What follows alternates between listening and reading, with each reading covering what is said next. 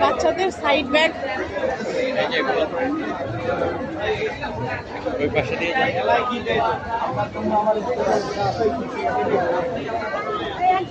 হালকার ভিতরে নেই।